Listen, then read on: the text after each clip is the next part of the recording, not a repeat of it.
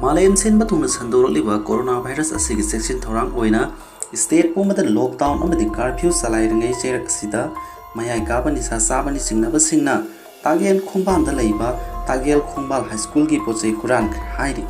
थौदोक असि थासगी मंगागे नोंगालमदाइदा थोखिबनी सखंगदबा सिंग अदुना सो फकाइरंबा ओजासिंगी काचै खाइरंबा अमदि चेंग गैस सिलेंडर पुखम टेंकोट लेबोरेटरी की पोचैना चिंगबा खुरान खिबनी कोविड-19 के मरी लेना लमदम असिदसु लॉकडाउन चथरक असिगी मनुंग चन्ना तागेल खोंबांदा लैबा स्कूल असिगी पोचै कया निसा सिजिनबा मियोइना ओइरमगनी थाजबा सिन हुरान खिबनी हिरम असिगी मतांगदा देसाम याकनबा मियोइ खरना साब टीम अमना स्कूल अदुदा हक्तेनना चतुन यिंगचिलबा मतुंग स्कूल अदुगी चौकीदारसु लॉकडाउन मरम ओइदुना स्कूल लाखिदि स्कूल की पोचै सिंग अदु हुरान ख्रे हाइबा लैकागी मियोइसिना नुमित अदुगी नुंथिनदा खंगलखिबनी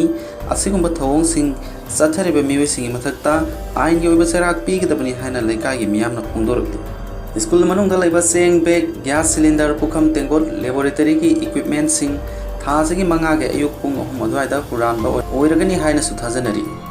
लैकागी मियोइसिंगना स्कूल अदुदगी पोचै सिंग असिबु हुरान ख्रे हाइबगी पाव नुंथिलदा खंगलकपनी हाइना सु फोंदोरकलि असिगुमलबा तमथिरबा थौदोक असिना मखाताना लमदम असिदा चथरक्तनबगिदमक मरी लेनबसिना पुनिंग चंगबियु लोइनना थौदोक असिगी मतांगदा चप चाबा मरी मखोंग थिदोकपिदुना मरी लेनबसिना सु दंदी पिबियु हाना फोंदोरकलि।